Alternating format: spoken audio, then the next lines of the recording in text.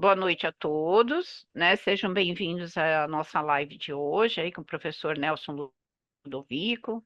Já vou falar um pouquinho sobre o currículo do professor. Eh, Nós montamos alguns eventos, né, junto com a associação comercial, né, para divulgação aí dos nossos cursos. E esse é o quinto evento, né, que estamos realizando. Colocamos o nome como FGV e ACS, né, Experience, e cada dia foi um tema específico, tá? Bom, a Strong Business School, ela é uma conveniada, né, da Fundação Getúlio Vargas, para a divulgação e realização dos cursos de pós-graduação MBA em diversas áreas de conhecimento. Além da Strong, a FGV também possui outros parceiros aí pelo Brasil na realização desses cursos de pós-graduação MBA. Hoje o tema da nossa palestra, né, com o professor Nelson Ludovico, é a disruptura da economia mundial e sua influência na cadeia logística global. É um tema que está inerente ao MBA, com ênfase em logística e supply chain, e também o MBA com ênfase em comércio exterior e negócios internacionais.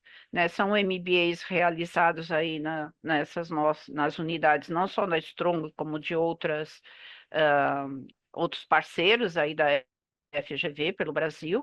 São cursos semipresenciais, né, onde o aluno tem a parte presencial, onde ele tem esse networking, né, com os seus colegas em sala de aula e com o professor, e também a flexibilidade, né, de ter aí a parte online, a parte live, né, que são aulas ao vivo com os professores. Então, essa modelo de curso que a FGV eh, adotou, que é o semipresencial. Então, une o presencial com a modalidade live, tá?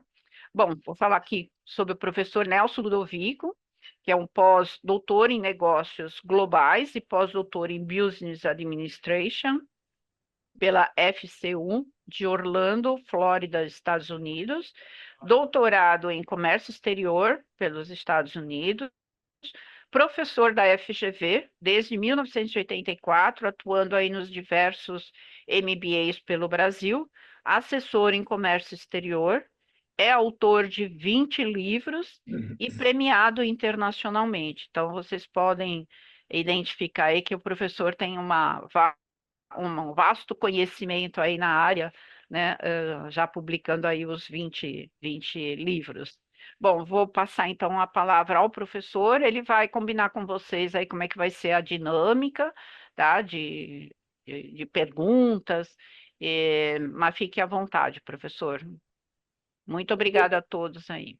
ok, Margarete, muito obrigado. Uma boa noite a todos e espero que nós possamos contribuir nesta noite com algumas ideias, com alguns conceitos, né, baseado exatamente no título que nós escolhemos em razão do momento que o mundo está vivendo.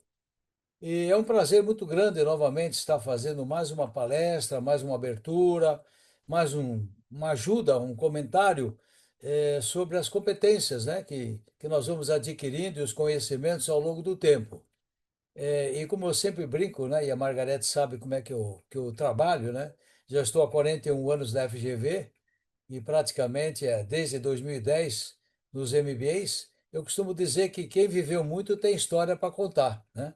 Então, esses 41 anos da FGV me deram uma bagagem muito grande, porque o nosso laboratório é a sala de aula, exatamente aquilo que nós convivemos, né, com as empresas através dos participantes dos vários parceiros que a FGV tem pelo Brasil.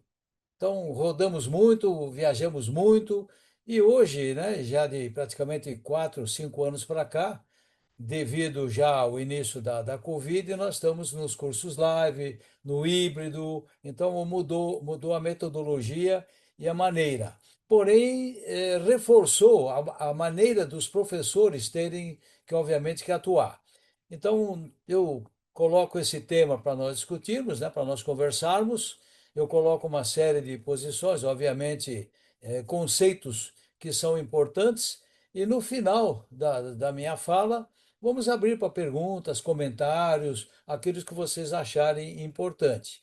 E alguma situação que eu não tenha a resposta na hora, obviamente nós vamos anotar e através da Strong, a Margarete tem o contato de vocês, eu mando a resposta ou aquilo que eventualmente eu não tenha condições de responder na hora.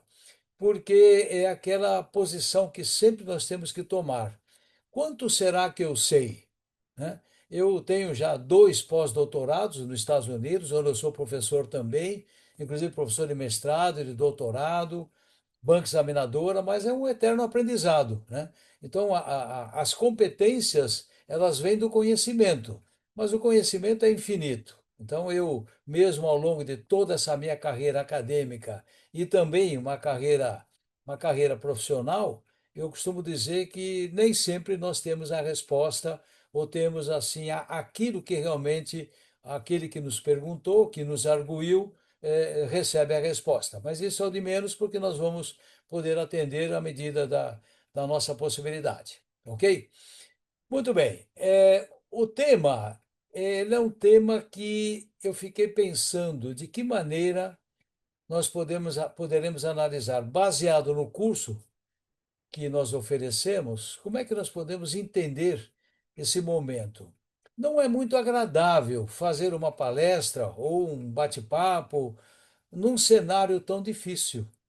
Então, montar um programa, montar um tema que não é agradável, devido justamente ao que nós estamos vivendo, é uma situação que nos conduz a repensar e analisar onde poderiam estar alguns caminhos para profissionais e empresas procurarem sair daquele momento difícil ou aqueles momentos mais complicados que as empresas acabam se enfrentando.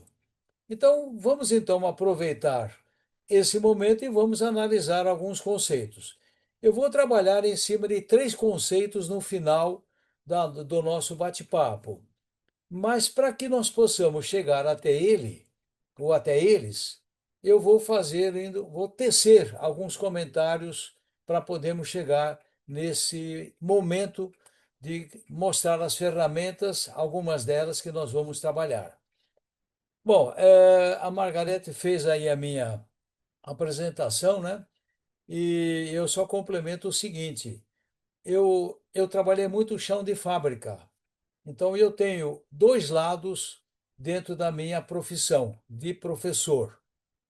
Primeiro, porque até o ano de eu entrar na FGV, em 1984, eu trabalhei em empresas, dentre elas a Philips do Brasil e na Sadia Trading como um que nós vamos chamar hoje, no mundo moderno, de CEO. Então, eu trabalhei sempre nessa área internacional. E depois que eu resolvi criar a minha carreira solo, montando a minha empresa, que eu tenho ela até hoje, graças a Deus, eu fui fazendo trabalhos e, ao mesmo tempo, procurando a cultura. Foi daí que eu fui exatamente para o meu mestrado, para o meu doutorado e avancei na carreira. E a consultoria, baseada justamente no chão de fábrica, me deu a oportunidade de eu ser, durante 23 anos, consultor da FedEx, da Federal Express, onde eu fazia consultoria para os funcionários, para os colaboradores, não só no Brasil, mas também nos Estados Unidos, em Memphis e também em Miami. E isso foi me dando também a oportunidade de eu perceber quais eram as dificuldades das empresas no comércio exterior. Então, tudo isso foi formando uma bagagem. E foi me dando gancho para que eu fosse montando os meus livros. E meu último livro foi em 2024, pela editora, pela editora Apres, de Curitiba, que é justamente negócios globais. Você está preparado? Então, é um tema que veio em função exatamente das minhas experiências e da minha atividade durante todo esse percurso. Muito bem. É, eu coloco um tema aqui que justamente ninguém mais tem dúvida de que a nova ordem econômica mundial já está instalada e modificada, né? Seja quem exporta, seja para quem importa, seja para quem presta serviços de comércio exterior, tanto na parte logística como nas demais áreas de serviços, né? Considerando que a logística é o eixo central para o sucesso de qualquer operação. Então, se uma empresa exporta e a outra do outro lado está importando, ou vice-versa, a logística vai dar suporte e tudo aquilo que é necessário para que a operação tenha sucesso. E ela não tem fim. Eu sempre costumo dizer que logística não tem lógica. Ela é uma atividade meio, porém, ela une o princípio e o fim de um pensamento empresarial em qualquer parte do mundo. Então, não há nenhuma dúvida sobre essa questão. Agora, eu vou colocar uma pergunta exatamente em cima daquilo que eu criei. Estamos vivendo uma ruptura ou uma disruptura na economia mundial? Então, quando eu coloco o título Disruptura, poderíamos perguntar, mas por que não ruptura? Então, vamos entender, justamente para chegar lá na frente, alguns conceitos, qual é a diferença de ruptura e disruptura na economia mundial. Não no outro conceito a não ser este que é o nosso, economia mundial. Então, eu coloquei um símbolozinho muito interessante, que eu gosto muito dele, né? Vamos ligar, né? Vamos ligar o nosso cérebro, vamos pensar sobre essa ruptura e disruptura, e a figura do lado está exatamente mostrando a moeda que representa a economia, e o que causou e o que está causando a disruptura, que é justamente também as guerras, né? Então, esse momento é de nós começarmos a reflexionar. Vamos analisar a ruptura primeiro. Qual é o contexto de uma ruptura? Primeiro, quando há crises econômicas, guerras comerciais, inflação e instabilidade política. Então, esse é o contexto da palavra ruptura. Crises econômicas, guerras comerciais. Aliás, guerras comerciais, elas existem sempre, né? Inflação, convivemos, o mundo convive. Estabilidade política, convivemos. Então, não é que o nosso título esteja errado. Não, é que nós vamos buscar um pouco mais do que a ruptura. E depois do contexto, nós podemos pensar em exemplos. As tensões geopolíticas que afetam rotas marítimas e aéreas, quebra de cadeias de suprimento durante a pandemia. Eu estou já citando um exemplo recente, né? E que, naturalmente, o impacto da ruptura nesses três conceitos que eu coloquei gera atrasos, aumento de custos e necessidade de rotas alternativas. Então, a ruptura, ela poderia ser o título do nosso trabalho de hoje. Mas eu também fui buscar mais e, na escolha, encontrei a disruptura na relação direta do que nós estamos vendo agora no contexto, que é exatamente aqueles pontos iniciais. Então, para isso, eu vou agora migrar para a disruptura, que foi o tema que eu escolhi entre as duas. A disruptura, ela tem um primeiro contexto. Inovação está na cor verde. Transformação estrutural, numa cor mais escura, uma cor mais roxa. Então, enquanto nós vimos lá atrás, na ruptura, aqueles contextos, aqui nós temos dois, que eu escolhi para o nosso bate-papo de hoje. Então, vamos colocar o que está em verde e o que está em roxo. Exemplos. Em verde, inovação. Como exemplo em inovação causada pela disruptura, nós temos o quê? A digitalização do comércio internacional. Ele cria uma disruptura. Através do quê? De rastreio de produtos em cadeias de suprimento, que é o tema de fundo da logística, a redução de intermediários nos contratos internacionais, o smart contracts. Então, esses dois temas aí, entre outros, eles levam diretamente o nosso assunto para a disruptura. E na transformação estrutural, é um tema do nosso trabalho. Automação portuária. Nós estamos vendo em todos os portos, ou quase todos os portos do Brasil, essa questão da automação portuária e a inteligência artificial na previsão de demanda. Então vejam que, diferentemente da ruptura no tema que nós escolhemos, nós temos os dois que convergem diretamente para os conceitos de disruptura. E aí entra o e-commerce, mudando o perfil das exportações e das importações, que está entre a inovação e a transformação de estrutura, conforme nós verificamos agora nesses dois temas, automação portuária e inteligência artificial. Muito bem. Vale também agora complementar o impacto na logística. O que é a disruptura? Assim como a ruptura, causa impacto na logística. Bom, então nesse caso, o que é que nós temos aí? Um impacto pela maior eficiência, pelos novos modelos de negócios e pela integração global muito mais rápida. Por quê? Porque nós estamos vendo na automação e na digitalização que os tempos hoje são muito mais importantes, muitas vezes, para uma empresa, do que o custo de uma operação. E por que eu digo isso? E nós vamos comentar mais lá na frente. Porque, de repente, a empresa muda, baseado na disruptura, num dos itens, muda de um modal marítimo para o modal aéreo, eleva os custos e, ao mesmo tempo, ela não está se preocupando com o custo, e sim pelo tempo da operação, que é um dos conceitos logísticos do delta logístico que nós trabalhamos isso dentro do curso de logística internacional do curso. Perdão. Então, o que acontece nessa divisão? Um, a ruptura nos mostra que existe realmente o conceito. E a disruptura é um conceito maior relacionado no que nós vamos agora comentar.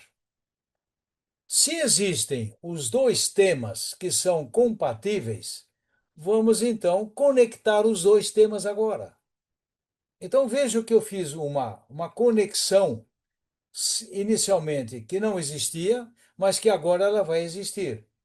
Quais são, nas conexões, os dois conceitos que nós podemos aproveitar avaliando o momento econômico mundial? Então vamos conectar os dois. O primeiro deles, a ruptura. A ruptura acaba gerando desafios imediatos. É só nós olharmos o princípio do que eu anotei como contexto e verificar que realmente não é mentira, não é ilusão, que ela não deixa de gerar desafios imediatos. Então, uma coisa é a ruptura, os desafios imediatos baseado no que nós mostramos. Questões políticas, questões de guerras. Então, ela é verdadeira. E na conexão com a disruptura, ela abre oportunidades para a reinvenção. Então vejam que as duas palavras, ruptura e disruptura, elas estão dentro do conceito daquilo que nós estamos enfrentando hoje, considerando que os desafios para as empresas e para os profissionais abrem oportunidade de reinvenção. Em outras palavras, sair da área de conforto. Mesmo que com ruptura não fosse uma área de conforto, os desafios acabam fazendo com que oportunidades sejam buscadas. Aí é que entra a inteligência emocional, aí é que entra os estudos da inteligência racional dentro da empresa. A inteligência emocional de Daniel Goleman, o papa da inteligência artificial, da inteligência emocional, nos conduz a rever esses dois temas aqui. Então, há uma conexão verdadeira, sendo que para o nosso tema e para aquilo que eu vou trazer mais adiante, abre oportunidades de reinvenção. Vamos sair da zona de conforto, vamos ligar o cérebro, o on, e vamos começar a rever aquilo que realmente é importante para os profissionais que atuam nas diversas áreas do comércio exterior, da logística, dos serviços, assim como para as empresas que tanto necessitam de reinvenções a cada momento para enfrentar esses problemas mundiais. Muito bem, baseado nisso, eu resumo da seguinte maneira: toda ruptura traz uma dor. E toda disruptura traz uma possibilidade. Então vejam que eu trago para o âmago do nosso texto principal que a ruptura é verdadeira, ela traz uma dor. Os conceitos estão lá atrás. E a disruptura nos traz possibilidades. É aí que está exatamente a motivação de lembrar daquelas famosas frases, como, por exemplo, vou fazer do limão uma limonada, ou quem sabe uma boa caipirinha, mas aproveitar aquilo que é azedo, aquilo que não é bom, aquilo que é meio avinagrado, né? Aí eu complemento dizendo o seguinte: quem entender a disruptura por trás da ruptura estará pronto para liderar a logística global do futuro, porque ela vai se modificar. E nós já estamos preparando isso nas nossas aulas de logística internacional, assim como outros colegas do curso, nas suas respectivas competências e disciplinas, que também já estão pensando e realizando mudanças de comportamento durante as aulas. Em outras palavras, é uma outra maneira de pensar e agir. Então, vamos utilizar a dor como uma base para criarmos uma possibilidade. Então, entender isto das duas formas. Isto posto, os negócios internacionais estão enfrentando fortes instabilidades neste ano de 2026. Primeiro, as duas guerras, né? A guerra da Ucrânia e o conflito do Irã estão pressionando cadeias de suprimentos, elevando custos e de energia e de transporte, elevando custos de energia e de transporte. Então, é uma realidade que, primeiramente, os dois conflitos estão trazendo disrupturas, elevando custos de energia e o transporte como um todo. As empresas estão sendo forçadas, queiram ou não queiram, é uma verdade, a rever suas estratégias. E o comércio global vive um momento de retração e de reconfiguração. É aquilo que nós acabamos de falar. Buscar viabilidades, analisar como eu estou e como eu precisarei estar. Meus amigos, desculpe, eu já desligo aqui porque temos um parente com problema de saúde e eu deixei ligado justamente por causa disso, mas eu já vi que não é. Então, meus amigos, a retração existe. O mundo global já está numa reconfiguração. E aí entram o quê? Os profissionais e as empresas que atuam nas tomadas de decisões, no suporte técnico e tudo aquilo que envolve o comércio global para as empresas que negociam vendendo ou negociam comprando. Quais são os impactos econômicos globais? São vários deles. Eu selecionei alguns para levar a ferramentas. Primeiro, com relação à energia e petróleo, o bloqueio no Estreito de Hormuz. Todos os dias, todos os momentos, 3, 4 vezes por dia, chegam notícias sobre o que está acontecendo. Inclusive, agora, de tarde, saíram novas informações. 20% do petróleo mundial passa por lá? Claro, e ameaça o equilíbrio energético global. Então, o primeiro impacto global é a energia e o petróleo. Agora, nós temos que pensar que existe resultado sobre isso. Gera alta nos preços e volatilidade nos contratos futuros. A pergunta, em termos de logística marítima, como é que serão os fretes marítimos do Extremo Oriente para a América do Sul daqui 10 dias? Eu fiz uma cotação na segunda-feira, anteontem, já com 30% de aumento para um cliente. O embarque vai acontecer daqui a pouco, ou seja, no início do mês. Já está com 30% de aumento. Como é que ele vai gerar, com base na importação, imposto de importação, IPI, CMS, PIS, COFINS, tudo aquilo que nós já conhecemos? Como é que ele vai gerar um custo pela demanda de mercado? Ele vai ter que aumentar o preço. Aí é que entra o quê? Os impactos econômicos globais, baseado o quê? Na figura do petróleo. Então, esse é o primeiro deles. O segundo impacto, os fretes marítimos. Primeiro, as rotas já foram desviadas. Agora, numa das aulas me perguntaram, mas professor, os navios não estão indo pelo canal de Suez, estão dando a volta pela África do Sul para chegar na Europa. O que isso impacta para mim? Foi muito fácil de responder. Amigo, se você compra uma máquina, uma peça, algo da Alemanha, e que ela trouxe do exterior, que trouxe da Ásia, da China, do Japão, lá da Ásia, componentes, os preços deles estão mais altos. Consequentemente, ele vai repassar esse custo para você. Então, qualquer movimentação no bloco econômico, no bloco logístico, impacta em qualquer parte do mundo.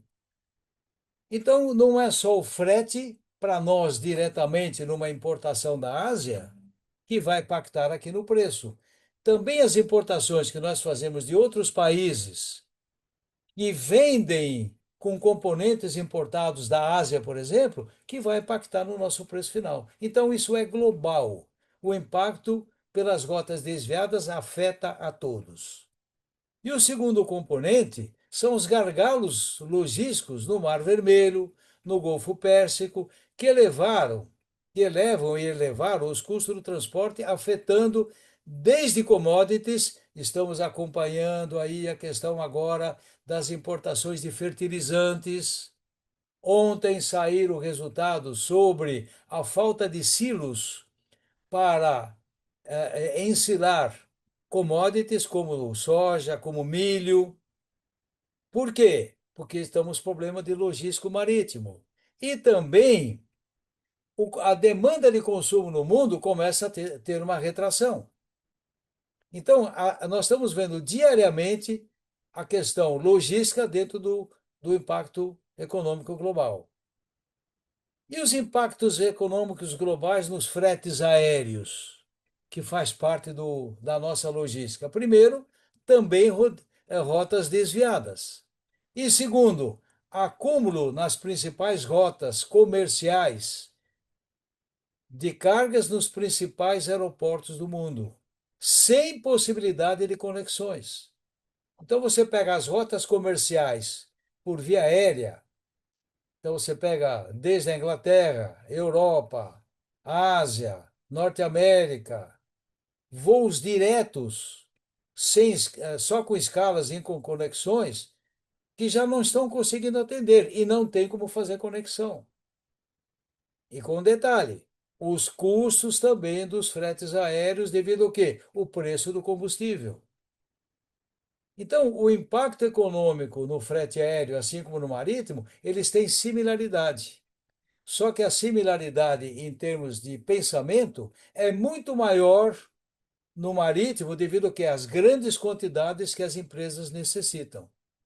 Então temos aí um viés econômico bastante interessante.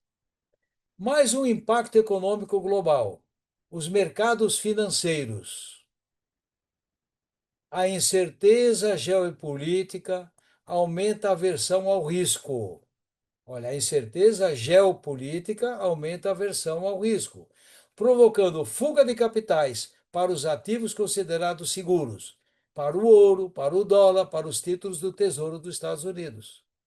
Então, a pergunta que nós nos fazemos e poderemos nos fazer é o seguinte: Digamos que eu ganhe lá no US$ 1 milhão, que eu ganhe na loteria esportiva, que eu ganhe lá no programa do Hulk, lá da Globo, eu ganho 1 milhão, né? O que que eu faço com esse dinheiro hoje? Onde é que eu vou aplicar? Olha o impacto geopolítico como me deixaria preocupado. Onde é que eu vou aplicar R$ 1 milhão?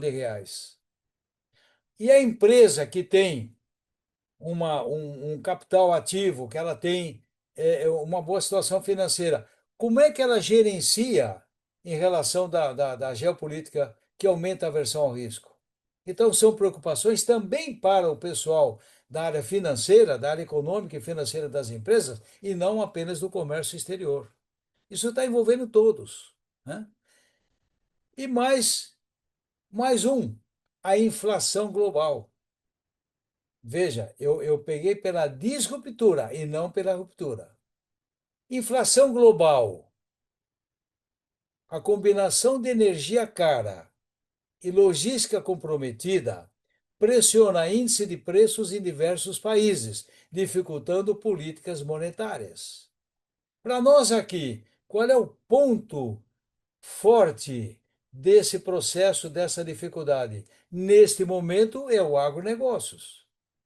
É o agro que, com a questão dos fertilizantes, pode ter uma queda de produção, ou até uma paralisação e o adiamento de cotas. Então, realmente, mais um item que é a inflação global nos afeta diretamente, dificultando para todos, principalmente empresas, pelas políticas monetárias que estão existindo. Muito bem, então vejo que tudo isso aqui é reflexo da disruptura e não da ruptura.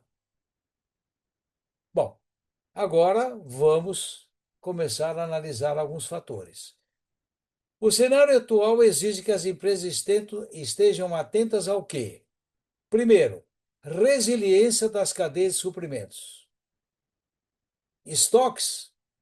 Quanto custaria o estoque para uma empresa? Qual é o custo financeiro de um estoque para ela poder atender uma demanda? Agora vem a pergunta: e vai ter a demanda que ela espera? Então aí tem que um jogo muito interessante de se entender o quê? Uma resiliência. Como diz Gulliman, pare e pense. E como diz o filósofo grego, penso, logo existo. Então as empresas têm que repensar sobre cadeia de suprimento. Segundo item, diversificação de mercados. Eu estou vendo aqui por pesquisa que nós fazemos, e o mundo acadêmico exige isto, a América Latina está sendo mais procurada do que antes. Por quê? Porque nós estamos mais próximos. Então, tem aí já um cenário novo, um novo pensamento. E o terceiro, planejamento estratégico de longo prazo. O planejamento estratégico de curto e médio prazo, ele tem que ser repensado devido ao quê? Por quanto tempo vão durar as guerras? O Trump disse que até sexta-feira não vai mandar abater lá o lado mais perigoso do Irã, mas continua mandando bombas. E como é que está a Rússia com a Ucrânia? Por quanto tempo vai durar isso aí? Então, a empresa vai trabalhar num planejamento estratégico de curto prazo? Ela tem que ter uma resiliência sobre sua cadeia de suprimentos. Muito bem. Agora vem uma questão. E é aí que eu fecho justamente a ideia sobre a questão da disruptura. Para uma análise qualitativa, não quantitativa, quais ferramentas poderiam ser utilizadas? Eu não tenho aqui uma fórmula. Eu estou dizendo que existem várias ferramentas, que nós chamamos de teorias, que podem alertar profissionais e empresas a buscar um caminho. Eu não estou dando uma fórmula, eu não estou ensinando como fazer, eu estou sugerindo, através de uma análise qualitativa, três ferramentas que poderiam ajudar, dentre outras que a empresa poderá pesquisar. Então, aí eu volto a ligar aqui o cérebro, né? Então, vamos dar um aí. Então, vamos falar das ferramentas. Primeiro, a teoria de Deming. A teoria de Deming é sobre a qualidade, onde existem quatro fatores. o planejamento, a execução, a verificação de resultados e a padronização sobre o que aconteceu, se deu certo ou preciso de correções. Então, a primeira é estudar as teorias de Deming da qualidade. É uma grande ferramenta.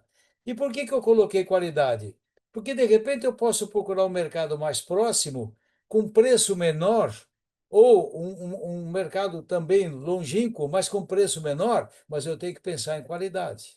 Por quê? Porque não é o caso de eu precisar reduzir custos que eu vou tirar a qualidade do meu produto. Isso vai afetar o meu consumidor.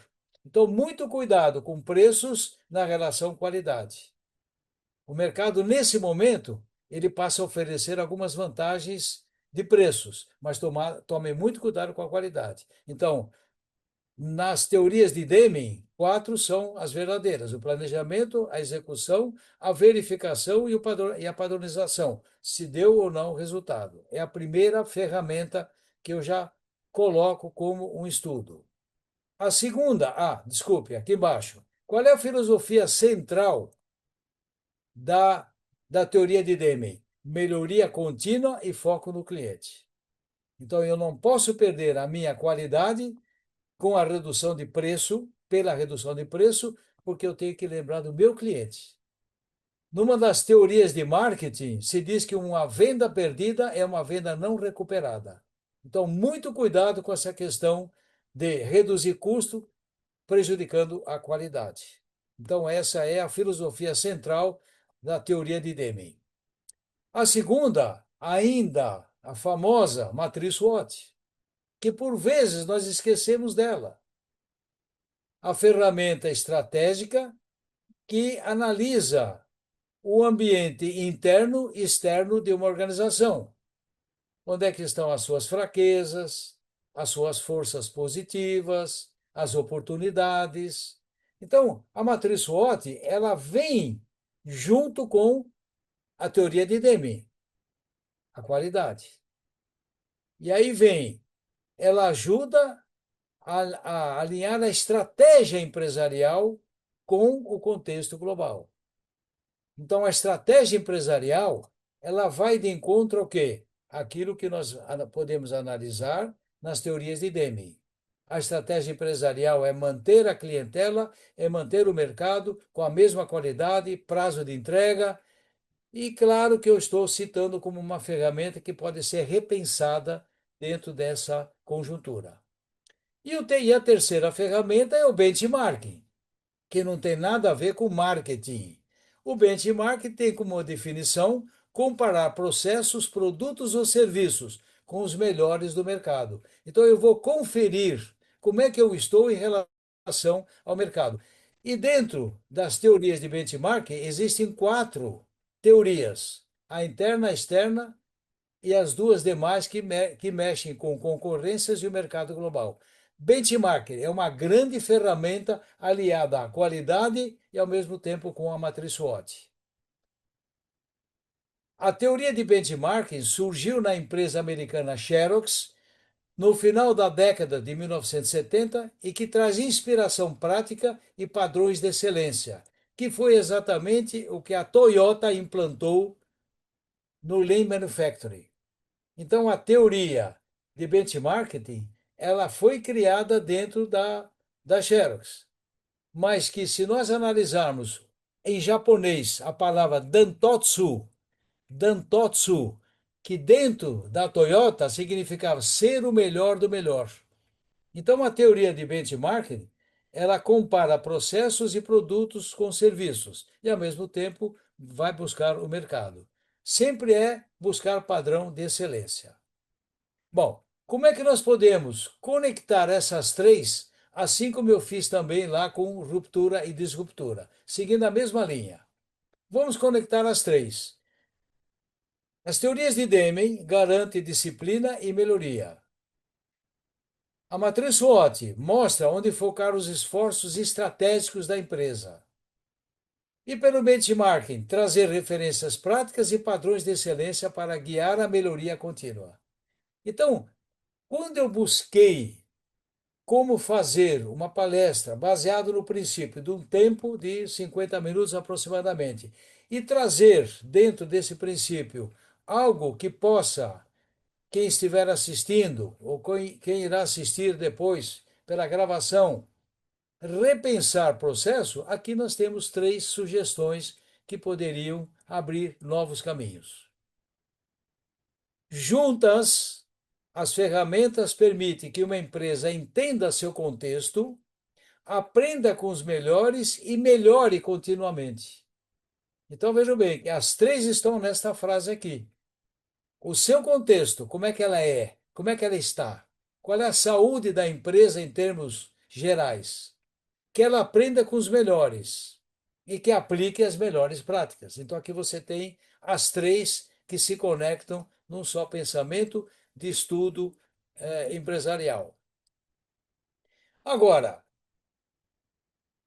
o tripé, que nós chamamos de uma tríade de gestão estratégica e operacional, que traz para dentro do nosso curso de supply chain e logística algo interessante.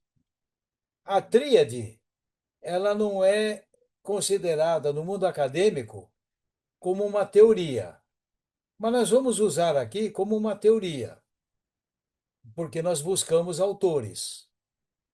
Mas tripé ou tríade da gestão estratégica e operacional nos conduz aos três conceitos que acabamos de falar. A qualidade, que nos conduz à eficiência dos processos internos. Matriz SWOT, uma visão estratégica do ambiente, o ambiente interno e o ambiente externo, com forças e fraquezas. E o benchmarking, como referência externa e melhores práticas. Ora, perdão, se nós temos um país que atua no comércio exterior e que contribui com apenas 1,2% no comércio mundial, e que passou da oitava economia novamente para a 11ª economia, nós tivemos uma retração, e nós já chegamos a ser a quinta economia do mundo, é só ir buscar. Nesse momento que nós saímos de oitavo para 11º no PIB mundial, da economia mundial, e é um país fornecedor no seu PIB maior de commodities, nós temos que lembrar que nós temos um percentual industrial de grande potência para o mundo. E que a Receita Federal, ou ainda o site do governo, na área de Ministério do Comércio Exterior, nos mostra este ano que nós não temos 30 mil empresas exportadoras, que nós temos um pouco mais de 40 mil empresas importadoras e que nós estamos aí numa faixa de 70 mil empresas que praticam comércio exterior efetivo, não apenas aqueles que se registram, que têm o radar e que fazem exportações esporádicas, importações esporádicas, não. Eu estou dizendo que empresas que praticam comércio exterior. Nos mostra claramente que o Brasil tem um potencial muito grande, mas que precisa do quê? Precisa de uma capacitação. Uma capacitação que na academia, como por exemplo a FGV, Strong e seus parceiros, oferece de uma forma muito contundente. Porque nós, professores, nós somos muito mais exigidos do que vocês pensam. Nós somos avaliados tecnicamente, nós somos avaliados academicamente, para poder levar o melhor para o mercado. Porque a grife das três letrinhas nos conduz a uma responsabilidade muito grande. Por isso que é importante nós percebermos que o Brasil tem um potencial muito maior do que se imagina. É um dos grandes fornecedores de alimentos do mundo. Quase 70% nós estamos em commodities, mas nós temos serviços e temos também a parte industrial. E a parte industrial, que já foi 60% da exportação brasileira, ela perdeu o mercado. E por que ela perdeu o mercado? As empresas podem responder sobre essa pergunta. Então, essa tríade nos leva a pensar também em capacitação. E, consequentemente, o crescimento global está desacelerado. A ONU já projeta que o mundo enfrenta um período prolongado de crescimento lento em comparação à era pré-pandemia. Tensões geopolíticas, a guerra no Irã, as disputas comerciais recentes aumentaram as incertezas e pressionam as várias regiões.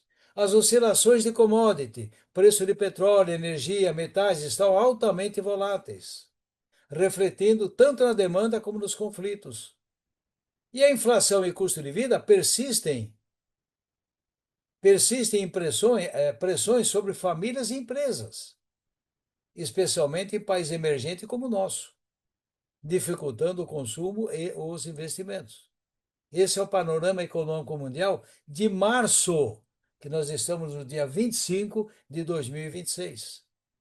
Então, dentro das pesquisas que eu fiz para montar uma palestra de 50 minutos e trazer algo que possa chamar a atenção realmente, nós estamos vendo que nós temos aí um mercado muito promissor, mas que vai depender muito da capacidade profissional e também da filosofia das empresas, porque o Brasil não vai crescer como não cresceu apenas com o mercado interno. A saída para o mercado externo, exportando, importando e praticando serviços internacionais, é a saída para o nosso país. Como aconteceu com a Coreia, como aconteceu com a China, como aconteceu com Singapura, como aconteceu com Taiwan, e eu poderia aqui trazer pelo menos mais 7, 8, 10 exemplos, e hoje a Tailândia também se modificando, como já se modificou também a Nova Zelândia.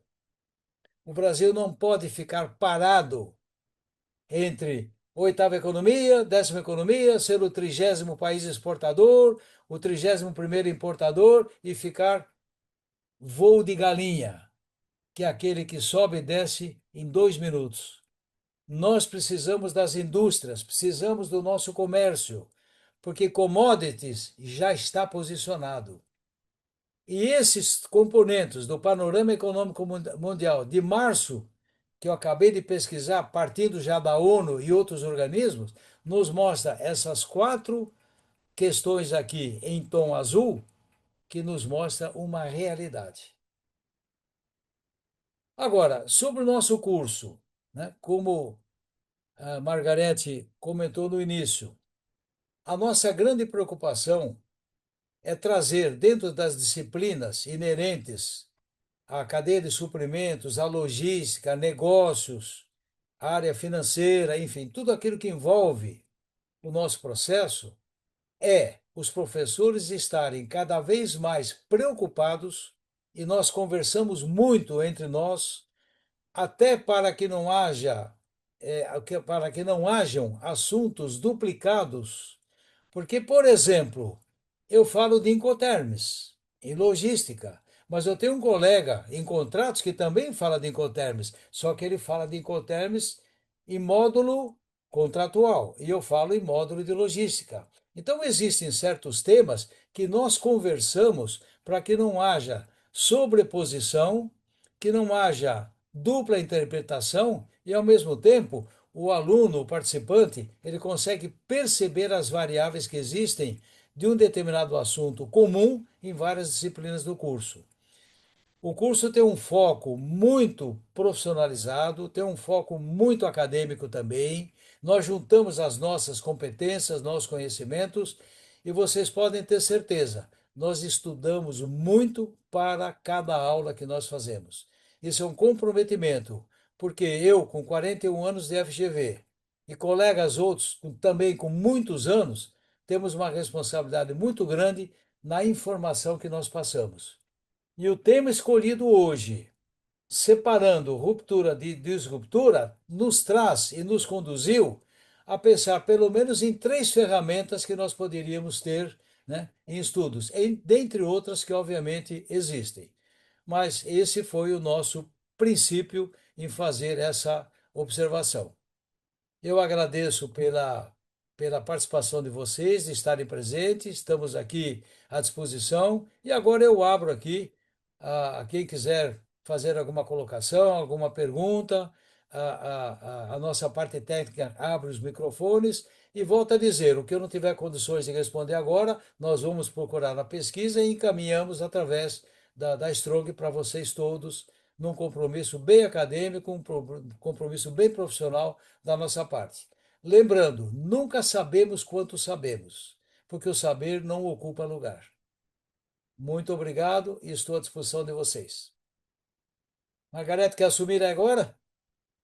Sim, pessoal, se vocês quiserem é, fazer alguma pergunta aí, colocar no chat, é, fiquem à vontade, ou se quiserem abrir a câmera, falar, abrir o microfone também para conversar. Tem aqui, eu acho que uma pergunta, professor. A Melina, né? A Melina Timóteo. A Melina, não, o Rafael. A Melina A agradeceu. Melina agradeceu. Obrigado. Lipex também, muito obrigado. Vamos lá, o Rafael. Ok, ótimo. Rafael Soares Bezerra, muito obrigado pela sua colaboração, pela sua pergunta. Existe algum setor da economia brasileira que pode se beneficiar estrategicamente dessa desordem global? Realmente eu concordo com você que acaba se tornando uma desordem, né? Não pejorativamente, né? Desordem no conceito de desorganização, né? Talvez como um fornecedor alternativo mais seguro para o Ocidente.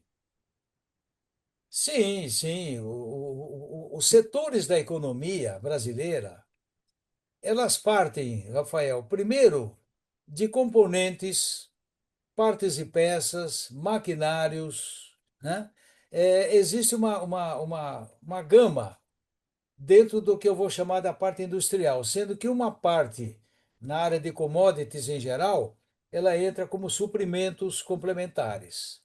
Agora, como vários setores existem, estrategicamente, qual seria, né? Como você disse, talvez um fornecedor alternativo? Olha, Rafael, o que é importante? Colocar todos os ovos, neste momento, numa cesta só, e a cesta cair, nós poderemos ficar sem o omelete.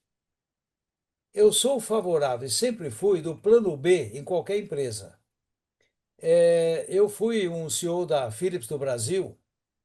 E lá na Philips do Brasil, há muitos anos atrás, nós sempre tínhamos o plano B de fornecedores. Quando eu passei a ter a minha consultoria, já em 1985, já são também 41 anos, eu sempre procurei para os meus clientes de consultoria ou de assessoria sempre ter o plano B. Agora, algum setor da economia, eu diria partes e peças de maquinários. Pode ser maquinário agrícola, pode ser maquinário industrial da indústria pesada. Então, um dos setores que eu vislumbro é partes e peças. Por quê? Porque se você analisar o que vem da Alemanha, o que vem da Itália, o que vem do Japão, o que vem da Coreia, é muita coisa por partes e peças. Então, um dos setores da economia, um deles, né, seria a parte de maquinários, onde partes e peças é um deles que pode beneficiar. Um outro setor é a parte de laboratórios clínicos. A China é um grande fornecedor de componentes para laboratórios de análise clínica. Mas nós temos a Coreia, nós temos a Tailândia, eu inclusive trabalho cliente que tem exatamente essa atividade. E nós estamos diversificando. A sua pergunta me faz lembrar exatamente o que nós estamos fazendo agora. É por isso que eu disse que o frete que eu contei já aumentou 30% de uma importação que vai sair da China dentro de alguns dias. Mas eu estou buscando já, para esse setor, para o meu cliente, outras áreas, outros fornecedores alternativos, mas claro, baseado no princípio que os produtos dessa empresa precisam de registro na Anvisa. Então, eu tenho que trabalhar com muito cuidado e com muita antecedência, devido ao registro na Anvisa. Isso na área que eu estou atuando para um cliente. Mas outras áreas, como maquinários, partes e peças, componentes, eu vejo assim de bom grado fazer o uso dessa pesquisa assim. Eu acho bastante interessante. E, obviamente, o Ocidente, né? Não apenas, né, o Oriente, o Ocidente também. Né? Por isso que eu falei agora há pouco, eu estou vendo uma movimentação na América Latina, Canadá, eu estou vendo Estados Unidos, estou vendo algumas coisas sendo mexidas também, não só do Oriente, né, mas também o que é o Ocidente, tanto é que eu comentei isso há poucos minutos atrás. Ok, Rafael?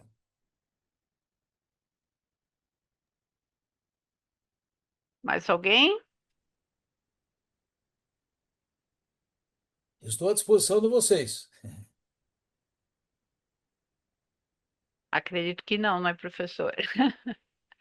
Bem, de qualquer forma, é, é, depois, obviamente, né, nós tivemos 31 participantes, né? Sim, Mas, sim, obviamente, muitos ainda vão depois receber a gravação, né? Alguns dias depois, né, Margareth? Você pode até sim, explicar, sim.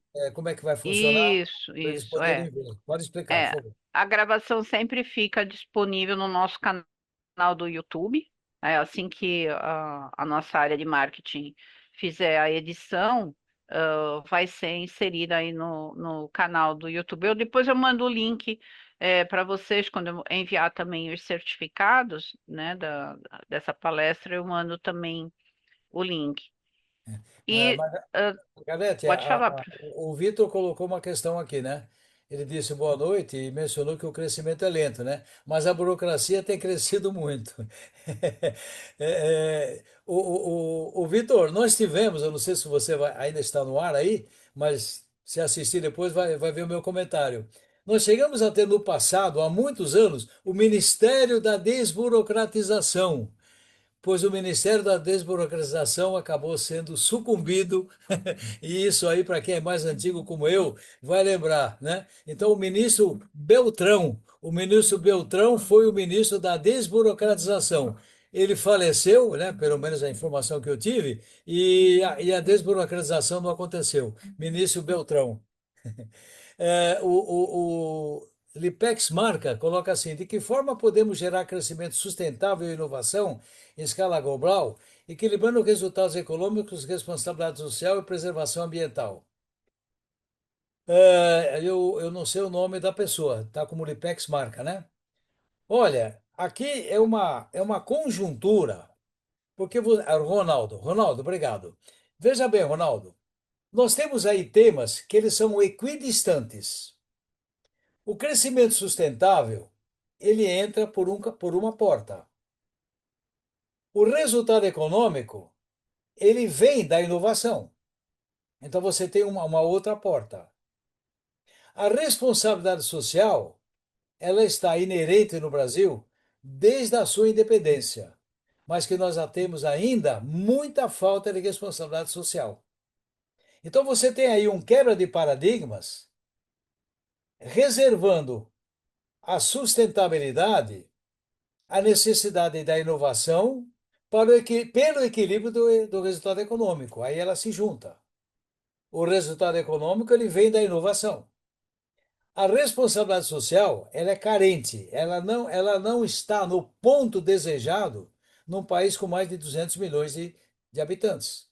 Mas é só nós analisarmos, o Ronaldo, é só nós analisarmos o nosso IDH, o nosso Índice de Desenvolvimento Econômico. E também nosso índice de desenvolvimento humano, quer dizer, o econômico e humano. Então, se você pegar pela responsabilidade social o IDH, o desenvolvimento humano, quanto da nossa população não sabe escrever? Quanto da nossa população desiste no meio de uma faculdade? Os números estão aí. Então, esse item é muito complicado. Teria que existir uma concentração na responsabilidade social diferente do que é hoje. O Brasil precisa mais tecnicamente de desenvolvimento. Eu tenho um amigo, engenheiro, muitos anos em indústria automobilística, com todo o respeito ao que eu vou comentar. Um engenheiro que virou Uber. Não que Uber seja uma desqualificação, ao contrário, é magnífico. Mas o que que acontece? Esse engenheiro, lá em cima, com PhD, ele virou Uber. Quer dizer, então, a responsabilidade social, ela vem junto com esse equilíbrio do resultado econômico que você citou, mas que a preservação ambiental, ela ainda é carente em todos os sentidos no Brasil. Por isso que o Brasil ainda é um país emergente. Se nós tivéssemos uma nota 7 em todos esses itens que você, Ronaldo, colocou, nós não seríamos um país emergente.